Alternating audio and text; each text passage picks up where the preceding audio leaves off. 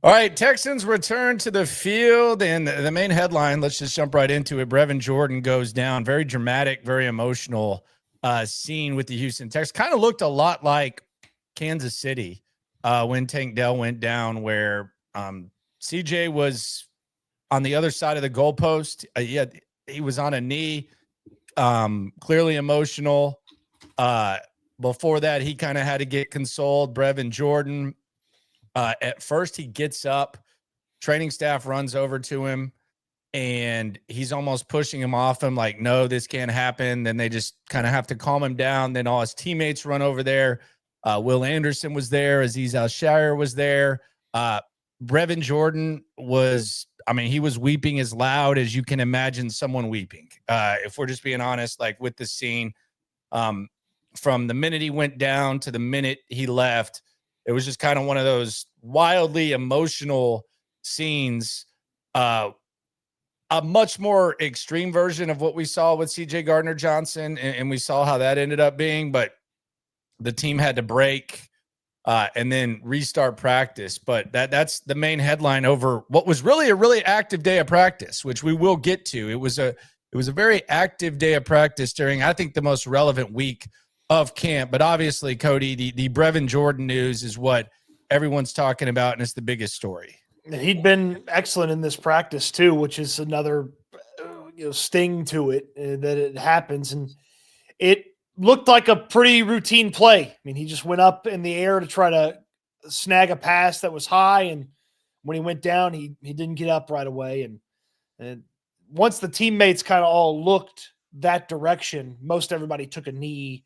And then, as you mentioned, a couple players were over there right next to him. The training staff was right there. It became pretty apparent pretty quick the cart was going to take him off, and they signaled for that. And then, like you said, Will Anderson, as well as some other teammates, he was kind of standing up, almost like, hey, maybe if I stand up, it's not as bad as I think it is. But you could tell it was not great for him. And I don't know if the weeping was from a combination of not this again, the pain, or a combination of both of it.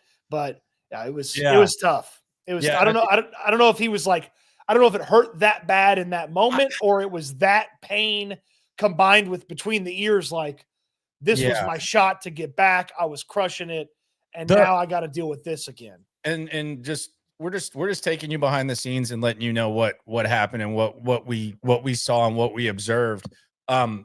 So yeah, that was the thing, because and why Cody says that, you might listen to that and say, well, what does it matter?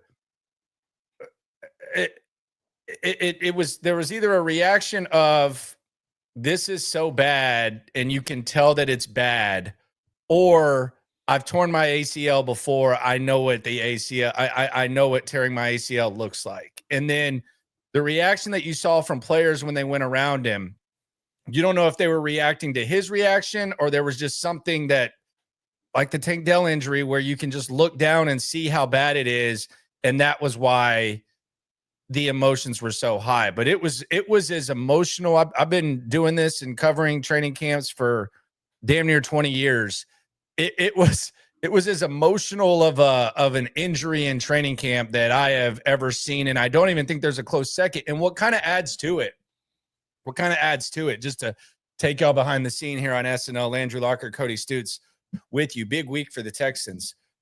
What also kind of adds to it is that practice was not outdoors today. So it was in the bubble, and the weeps kind of echo through the bubble, and you're like hearing literally every sound, and you're hearing like you can, like when they say you could hear a pin drop, like you could literally hear a pin drop, because practice was indoors at the bubble today. It wasn't outdoors, to where maybe the sound goes away more. And he was right in front of us. So usually if this happens to be on the far side of the field, they'd probably go around. But he was moping uncontrollably as he was getting carted off the field. And you could tell that, if this is another instance of the Texans avoiding a very serious injury, then I would be great. That's great. But this did not look like anything that wasn't serious. It certainly felt a lot different than CJ Gardner-Johnson from just a how the player reacted. CJ Gardner-Johnson, he looked mad when he was leaving the field.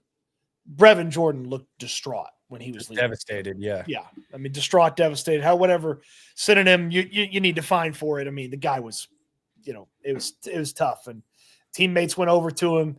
They prayed around him as a group. Then everybody kind of separated. He was carted out. And then they sort of just kind of looked around, called everybody up. And that's when D'Amico Ryan said whatever he had to say to the team. And then they kept practicing. Yeah, and then when D'Amico came off the field after, he basically said, y'all saw, like he said before he went to the podium, y'all saw what happened. I don't need to relive it, blah, blah, blah. I thought the statement that he made there would have been just fine at the podium. I think they kind of they tend to overthink kind of injuries sometimes, like in a lot of ways. I don't want to like sound like dehumanized by it, but these guys have to go through it a lot. But I think he could have just gone up there and said what he said. I thought it would have been just fine. I mean, it would have been good. But yeah, they were clearly shaken up, and Brevin Jordan's clearly one of the favorites in that locker room, and he was trying to make the comeback, and he had talked about all the hard work, and then that happened. So yeah, we'll see where they go. We'll get into that too as well. We'll get into what now after we give you details of practice, because there was some good things at practice today. There were some real interesting things at practice, including something that we've been talking about for a long time. I think we're finally starting to see it. Plus, D'Amico Ryan's actually confirmed some news to me. He confirmed some news based on one of my, I will say, astute observations that I'm surprised didn't get picked up as much. So we got plenty to get into, but obviously we're starting with the Jordan stuff. Yeah, and that's to me the toughest part about it, is that he did all the work, he put in all the rehab, he was looking good. He'd gone from, hey, I don't really know what to expect from Brevin Jordan, to, okay, he's on the team, he's a part of the tight end room. And now, and I know D'Amico Ryan sort of mentions, not specifically about Brevin Jordan, but the journey you take on the rehab is so difficult that when this happens so soon after what you just dealt with, that sort of adds to it as well. So that's another element that Brevin Jordan's got to go through too. So it just sucks. Yeah, correct. Not great. We'll get into the impact, what the options are. I actually think there's an outside the box thought on how this may impact the roster tomorrow. The show goes back to 4. They pushed practice back 2 times today. It was 2, and then it was 2:20. But we are flexible. But I guess we don't have a choice whether to be or not, but I digress. We'll get into the impact of the Brevin Jordan injury. I have an outside the box possibility with the roster tomorrow at 4. We'll go 53-man exercise 2.0. So love it. Yeah, that'll be fun. And there's some things that have certainly changed for this roster that'll be intriguing to go through as we go through the 53 2.0. Yes. Push it back to 2 and then 220. Come on. No, just kidding. Anyway, we're good. I thought you'd gone on like a journey when you were like, hey, we got this time, and you left, and I was like, no, I had to meet. Where he's going. I tried to kill 2 birds with 1 stone and meet the wife, because we had to take care of some stuff. So yeah, did that and then figured it out. I mean, just push it back, man, Anyway, let's get into what we saw on the practice field today. And I'm going to start this off by saying this. I think this was CJ Stroud's best day. I think this was CJ Stroud's best day of practice. And sometimes it's not just about how many yards or who catches a pass or anything. I think that even when he was getting pressured, he was getting the ball out of his hands very, very quickly.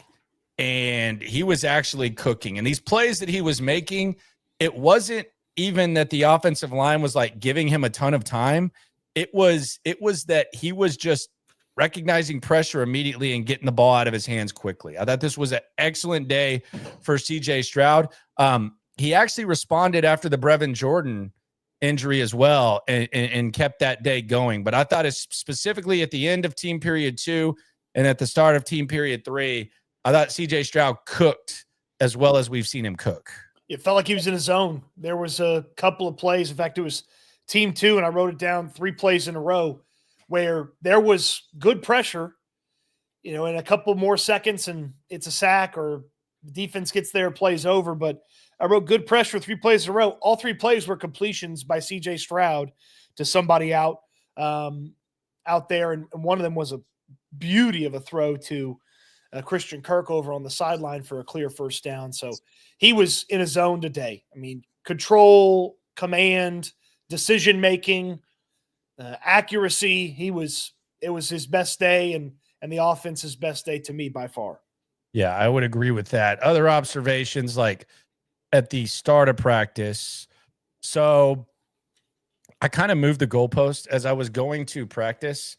I decided I was going to move the goalpost yet again for Blake Fischer. For anyone who may be a Blake Fischer truther out there, I don't think that they exist, but this was my new goalpost move for Blake Fischer. And I think Nick Chubb gets this more than Blake Fischer, but I decided to do it for Blake Fischer because he's been so terrible. Let's just be honest. He's been bad. So at first, when he was struggling in the offseason, it was, well, it's early. It's a new system, and we'll see what it looks like as the offseason goes on. Then camp started, and it was, well, they haven't put the pads on, so we'll see what happens when he puts the pads on. Well, then the pads came on, and it was just as bad as it was the previous 2 steps. So then it was, well, let's see how he handles it in a game. He looked serviceable in the game at times. It was just as bad.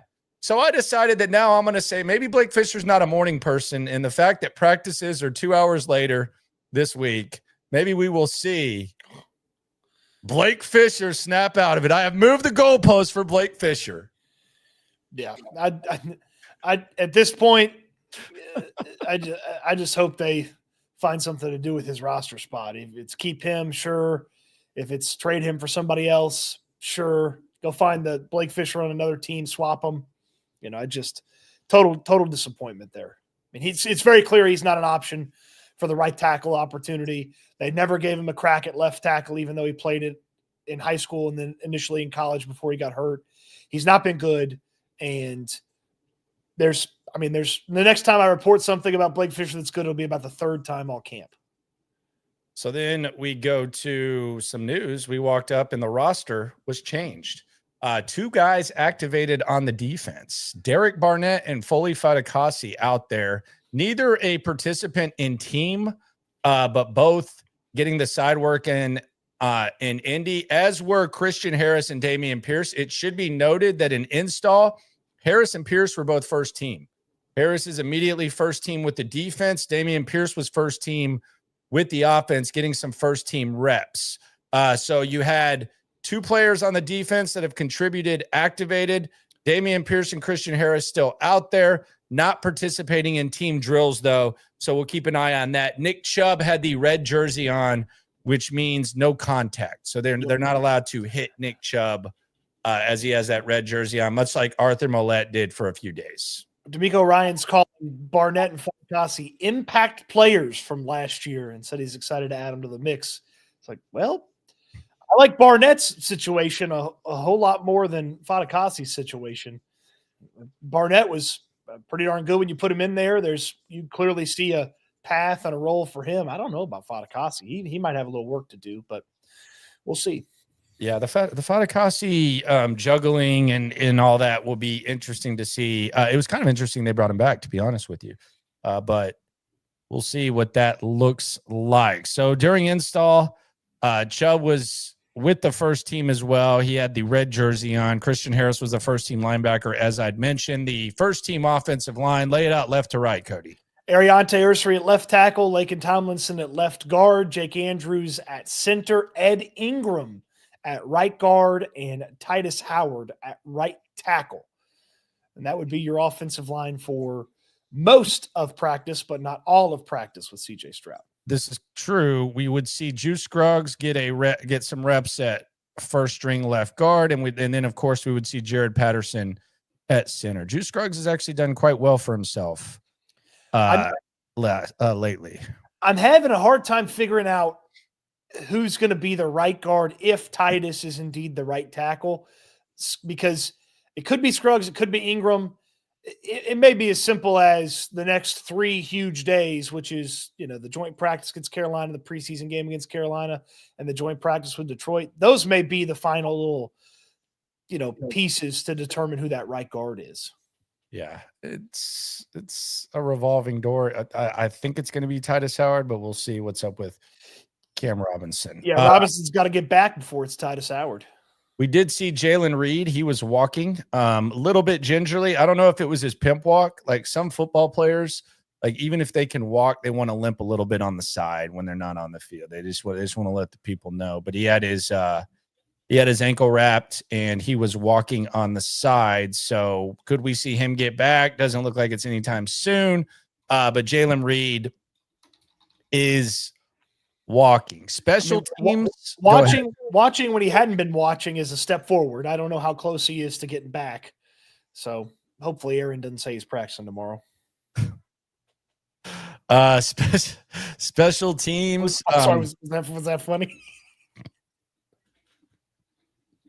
Did Aaron say that Jordan's playing Saturday? No, I'm just kidding. Anyways, special teams. I put this in my notes.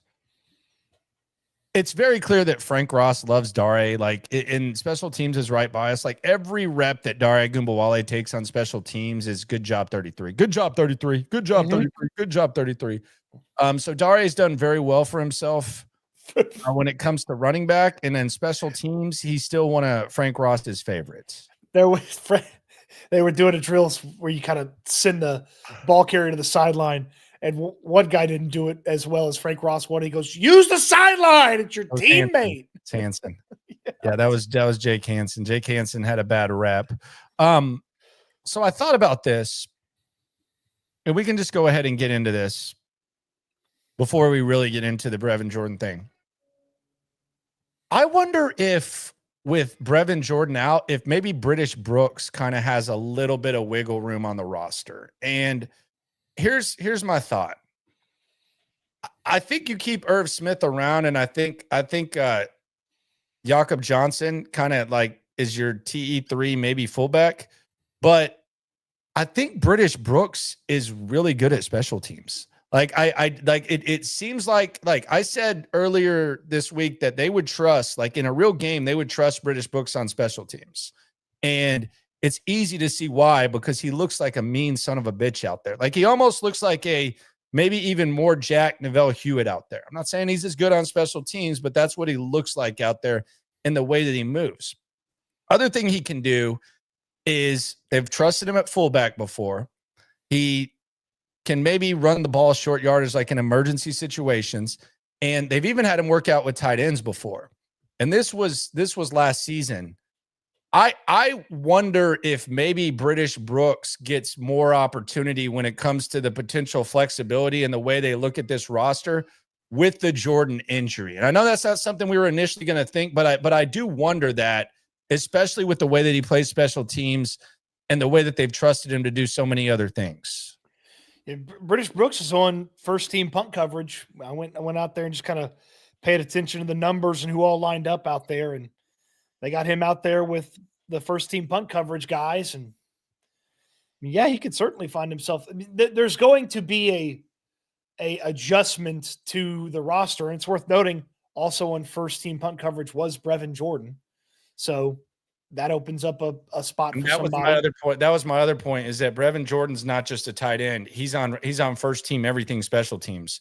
So if you're gonna, like, you look at British Brooks and how good he is on special teams, I think he can do what Brevin Jordan does. Mm-hmm. Like, I think if Brevin Jordan missed a game, British Brooks would be filling in for him on special teams.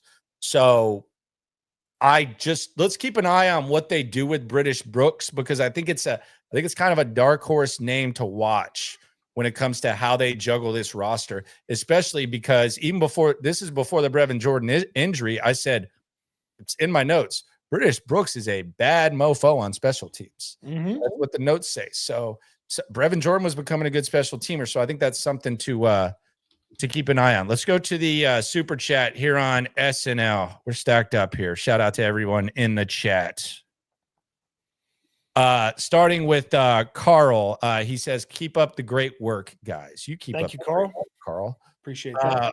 Wag says, good day, bros. Tough loss, but Brevin was working. Yeah, he was having a good camp and was a part of some of their 2 tight end looks and had connected with Stroud a couple of different times, even in this practice with Stroud a couple of different times. No doubt. Zero doubt about that. Wags also says, thoughts on potential renovations to NRG/Astrodome. I think we're going to get a look at the new video boards this week, so be some coverage on that, and I guess hear the new sound system. But I'll need to hear it from people who go to every game and concerts and all that other stuff before I understand how much improved that is. Yeah, I don't even know where to look on that. Nomad Scott says, what was CJ's actual reaction like? Not a fan of CJ needing to be consoled instead of being the one doing the consoling. I wasn't there, so question.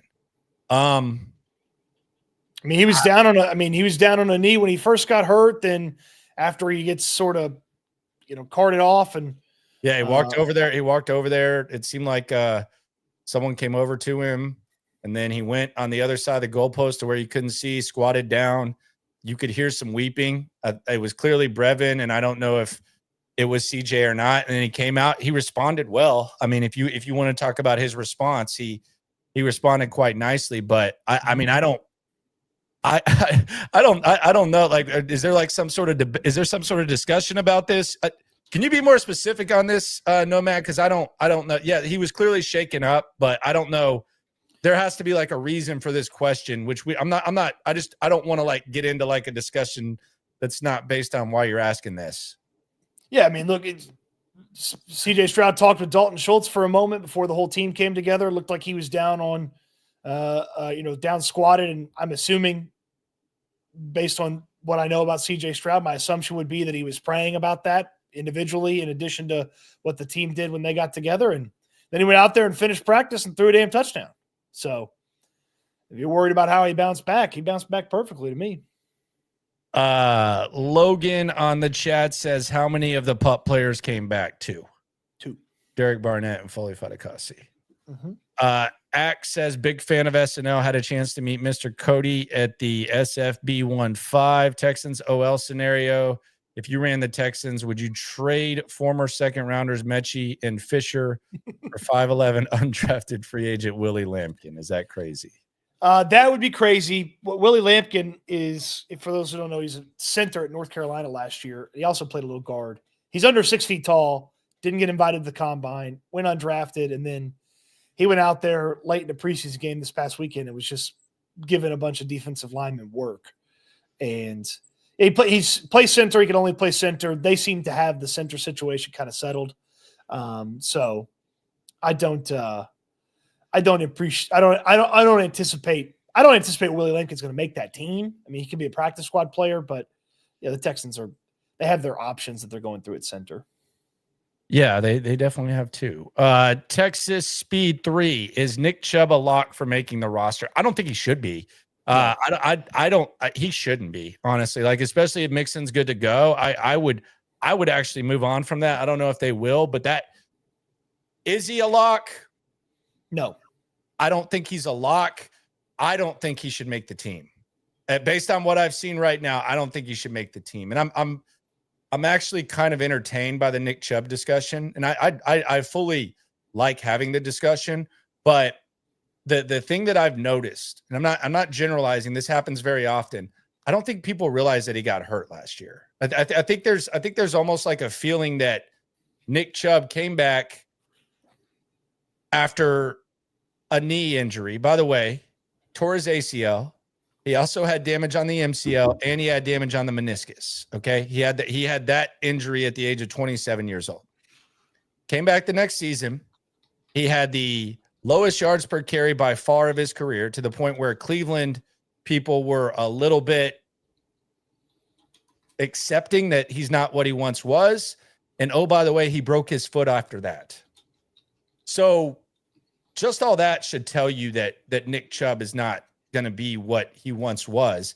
Then you watch it, and I'll put it this way. Woody Marks looked pretty good today with the first team. I thought Woody Marks had a little bit of juice to him. And they were running him behind Jakob Jacobson. Like, even Dare seems to have a little bit more wiggle. And that's not saying that Dare Gumbuale or Woody Marks will ever be able to hold the jock of Nick Chubb at his best. There were less than a handful of running backs when Nick Chubb was at his best that could even hold his jock. Like, we know that, but a lot has happened. And it seems like when you talk to someone who's being defensive about it, they're ignoring the fact that he was bad last year. And then they're ignoring the fact that he broke his foot as well. So it's almost like they don't even know, or they're almost just trying too hard to like justify what common sense would be and what we're actually watching.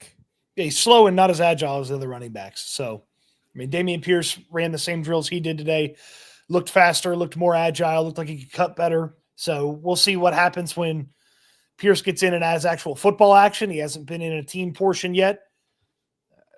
I don't know when that's coming. I hope it's soon. I hope it's in the next couple of days, so we also see him against Carolina. But you could certainly convince me that Nick Chubb's going to be off this roster when cutdown day happens.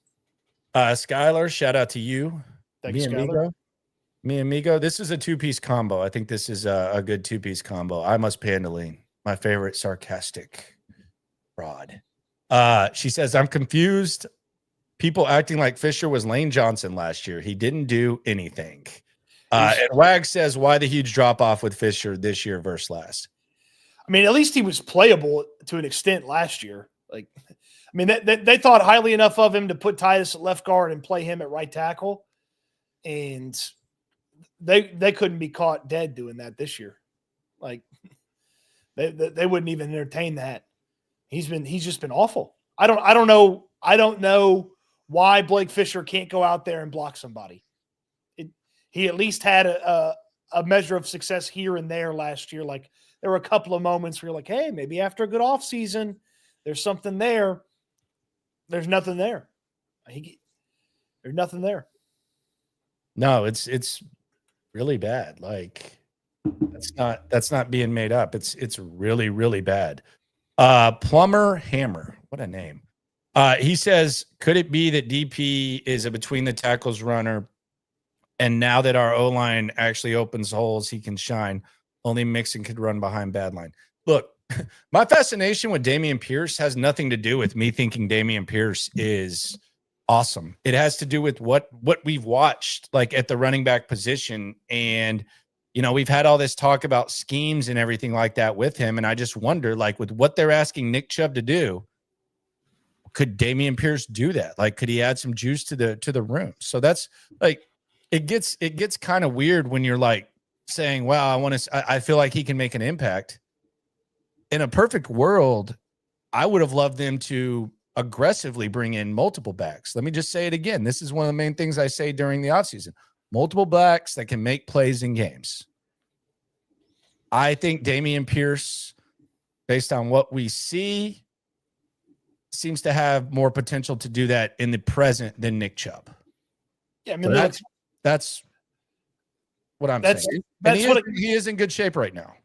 That's what I mean. We'll talk about it tomorrow when we do the roster breakdown. But that's what it comes down to for me. Is Nick Chubb on this team or is Dameon Pierce on this team? Because I don't believe there's room for both of them.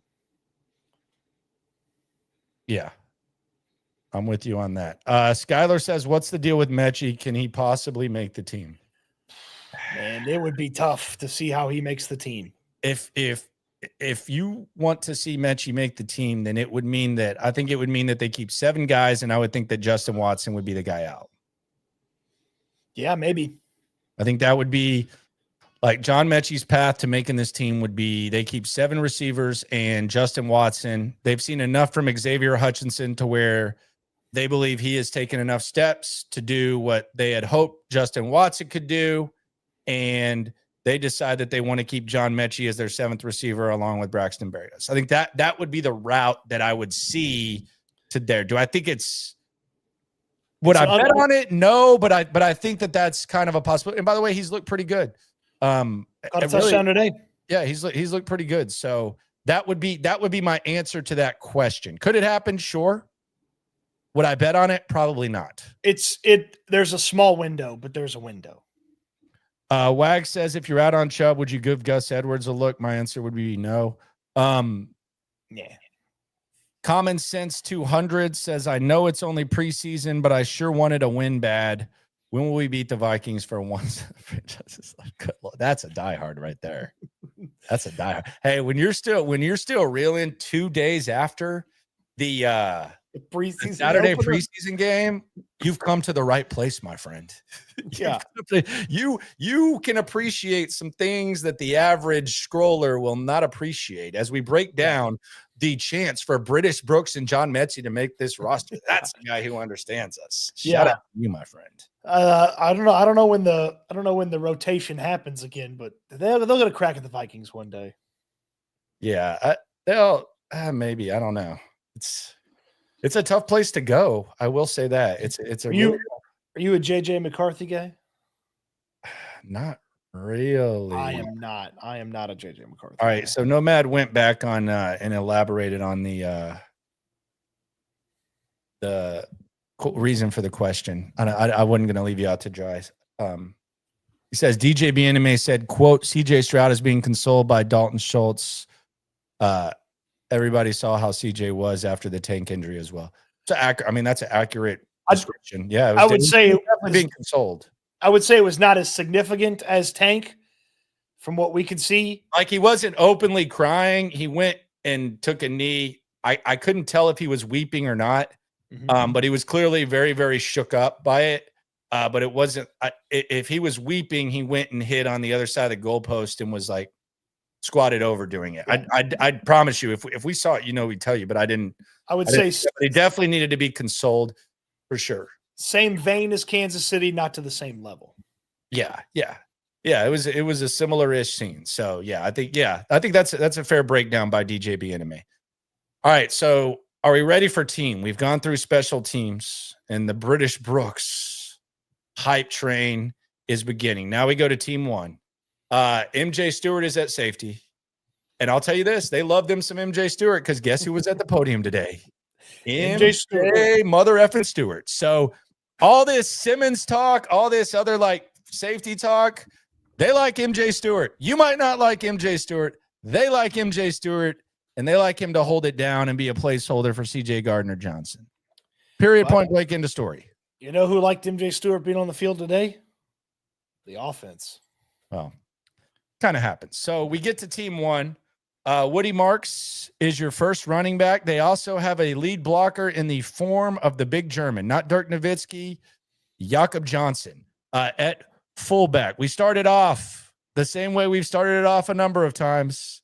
CJ Stroud getting sacked by Will Anderson. Will Anderson got right in front of his face and made it very clear that he was there. We then had a pitch to the left. By the way, Woody Marks, little bit of kick, pitch to the left. Nice block by Jakob Johnson as well to the left. The pitch. It seems like Woody Marks likes running behind a fullback. I don't know why, but it seems like when they've used Jakob Johnson, a lot of times it's been Woody Marks running behind the fullback. Don't know if that's there's a reason for that or if it's just some sort of coincidence, but that does seem to be the case.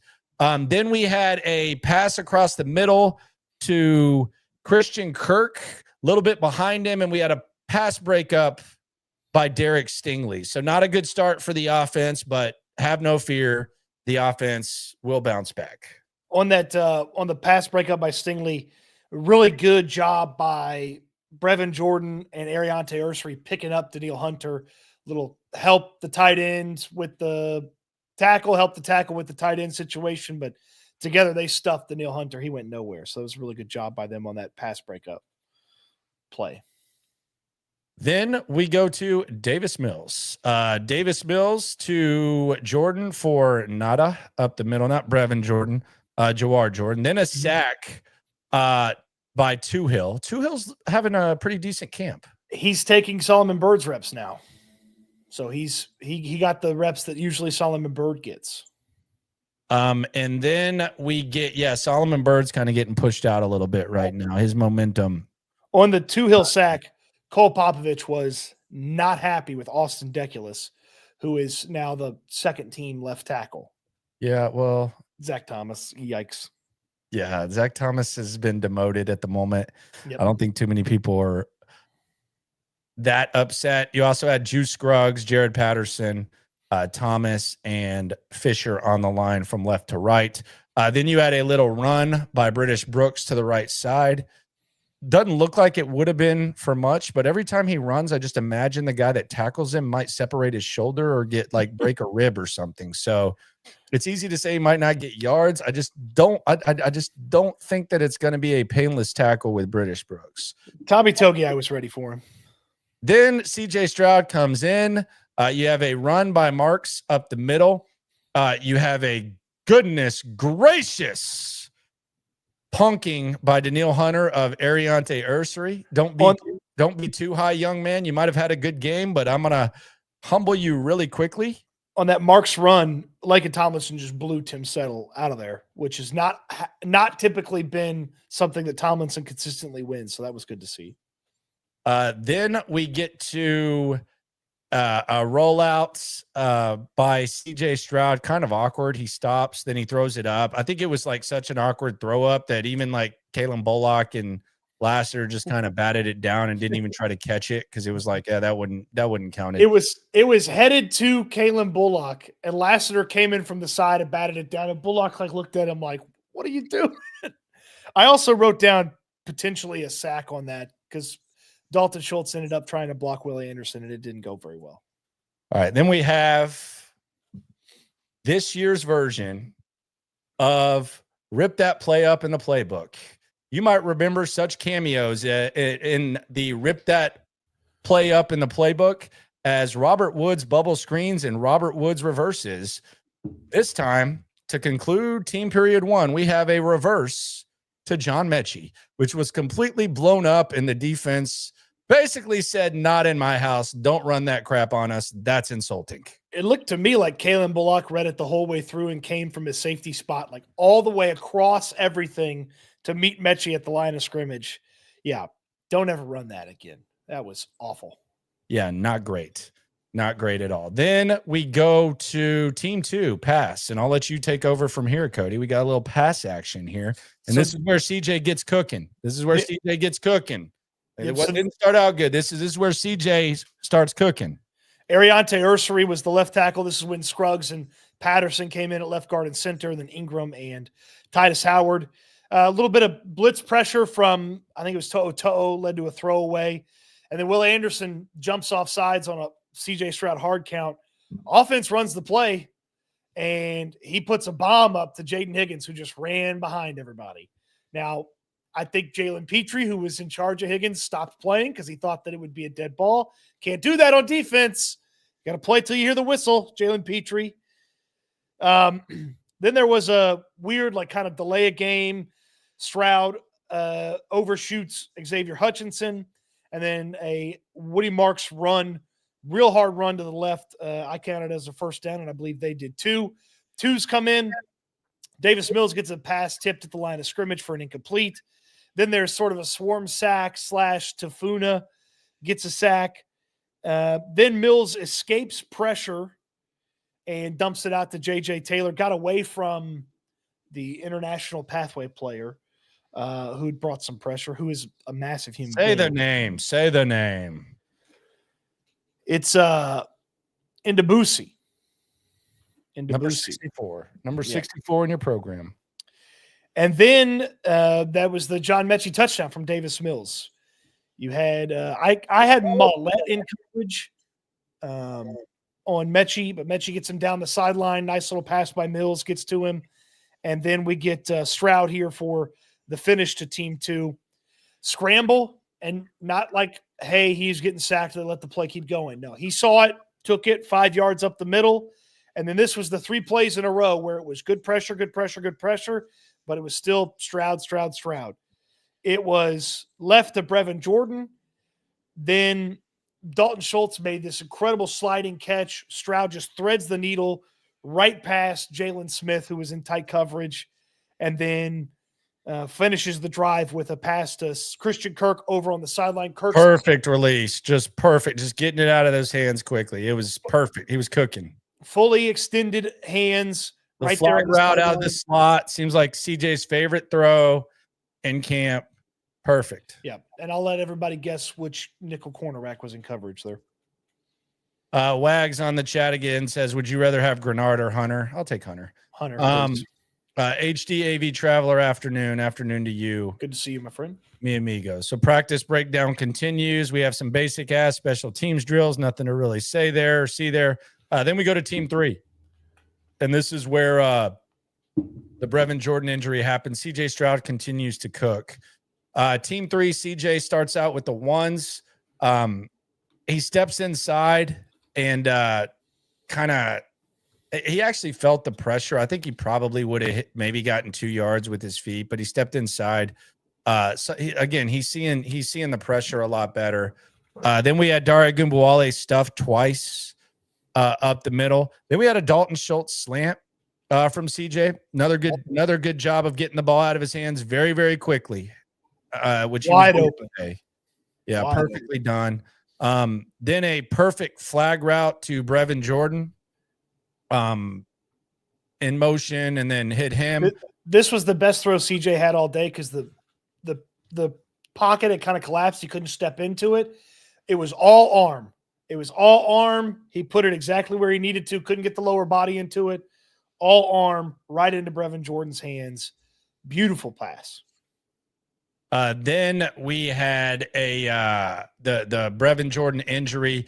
Good blitz pickup, by the way, by Woody Marks on this. Oh, he did a really good job of picking up the blitz. This will get you on the field very quickly, young man, regardless of what you got going on.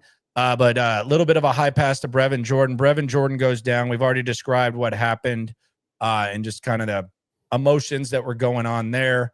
And then they took a break. Stroud had like an RPO to Schultz, kind of like it looked like he was reading it. It looked like they might be incorporating RPOs now. Then we had a Christian Kirk drop, good pass to the sidelines by CJ, and then a touchdown to Dalton Schultz on the outside. So that concludes a very dramatic, emotional team period 3. Anything else to add to that? Mills got to work a little bit there and had a big sideline pass to Jaden Higgins. So Higgins had the big one that, kind of sort of didn't count. Then he had the one down the sideline that got the offense excited there. And practice finished with a really nice Barrios catch and run for a first down. And then they did like some walkthrough stuff, but that was pretty much. Yeah, then they did. It was called cards, and it was so half-assed that the guys who aren't even participating in team were first team. So you had Chubb and Pierce, out there. So it wasn't anything. I say half-assed. It's just nothing for us to really see outside of the alignment, which they kept the same offensive linemen. So that's what we had. Then we're gonna wrap it up with a break, and that's it. That's the. That's today's practice. Very eventful. Yep. Eventful in a good way, with the offense having its best day and Stroud looking like he was fully in control of everything, and eventful in a bad way because Brevin Jordan's injury.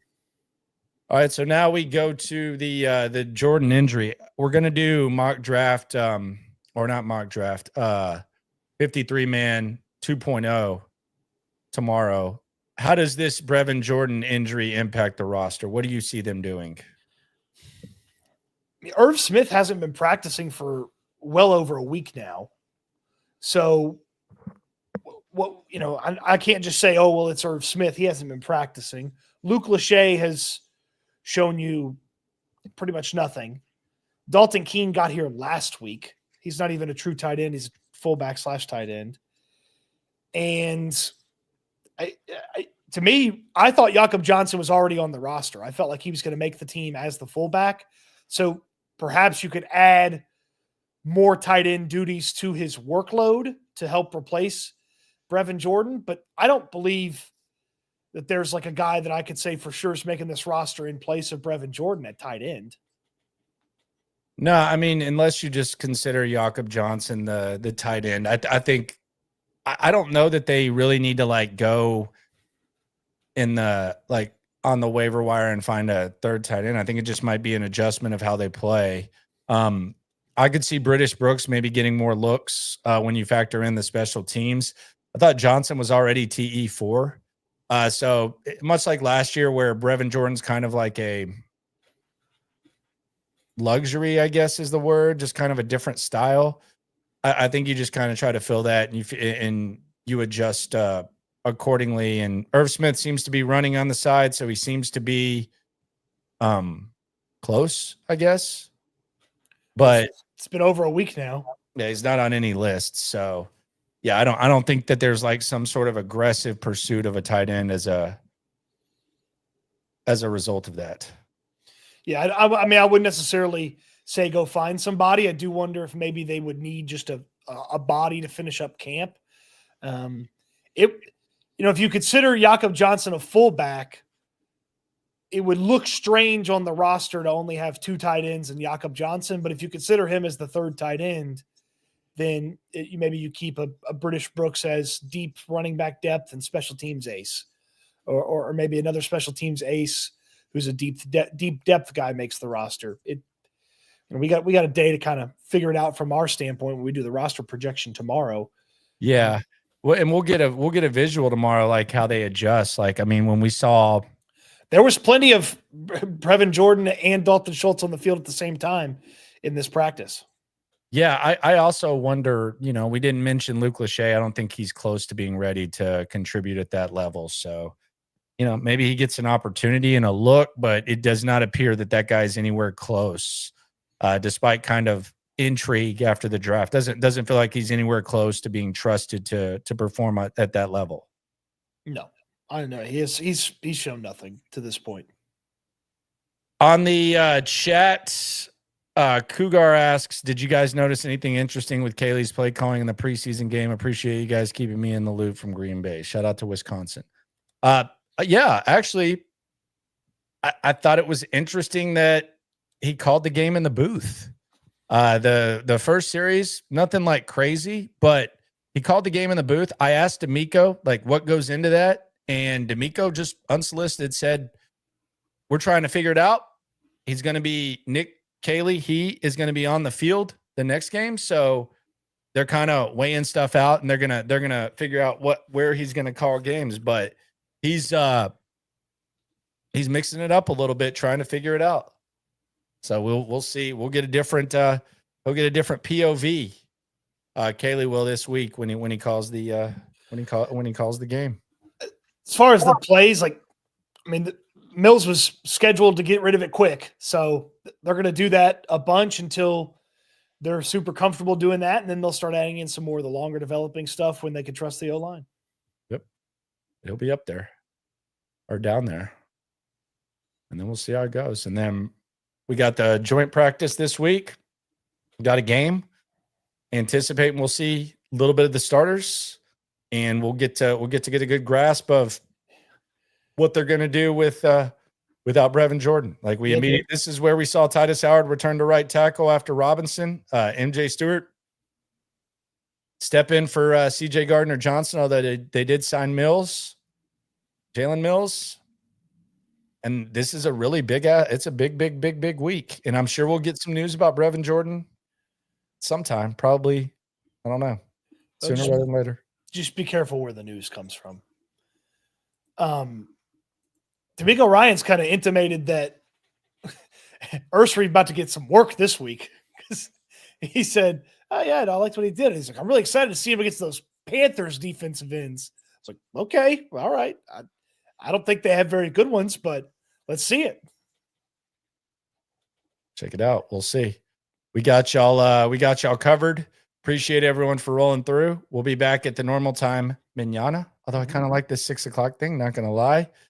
Subscribe, like, ride along. Always remember when it comes to this Texans stuff, we are all in it together. Eat good, sleep good, be good. We'll talk Texans again soon. Thanks for watching, everybody.